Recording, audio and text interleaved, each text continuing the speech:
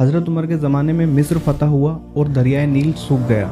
क्या आपने कभी सुना है कि किसी हुक्मरान ने दरिया को हुक्म दिया हो? हर साल दरियाए नील सूख जाता था तो मिस्र के लोग एक जवान लड़की को सजाकर पानी में डुबो देते थे। वो बेचारी तड़प तड़प कर मर जाती थी। इस सब में शैतान की कोई ट्रैप थी। जब वो लोगों से यूं कराता तो दरिया पानी से भर जाता था और वहाँ के लोग गवर्नर के पास आए और कहने लगे कि दरियाए नील सूखने लगा है, हमको इजाज़त दीजिए कि हम अपनी परंपरा के हिसाब से एक बच्ची को उसमें डुबोएं। उस टाइम के गवर्नर अमर बिन आस रज़ी अल्लाह ताला अन्हु ने कहा कि इस्लाम इस जुल्म की इजाज़त नहीं देता। गवर्नर ने हज़रत उमर रज़ी अल्लाह ताला अन्हु को खत लिखा और कहा कि दरियाए नील सूख गया है और दरिया यूँ चलता है कि एक जवान बच्ची को डुबोया जाता है और वो मर जाती है, तब दरिया भर आता है। तब हज़रत उमर रज़ी अल्लाह ताला अन्हु ने ये सुनकर 2 खत लिखे, एक अमर बिन आस रज़ी अल्लाह ताला अन्हु को और एक दरियाए नील को। पहले खत में गवर्नर से कहा कि तुमने बिल्कुल ठीक किया, ऐसा नहीं करना था।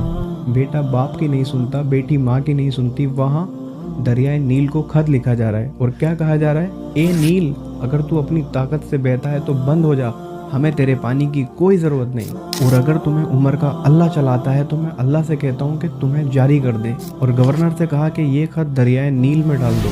वो खत रात में दरियाए नील में डाला गया, लेकिन सुबह क्या देखते हैं कि दरियाए नील 16 हाथ चढ़कर बह रहा था, जो कि आज तक नहीं सूखा है। इसीलिए तो हुजूर ने कहा था कि अगर मेरे बाद कोई नबी होता तो वो उमर होता।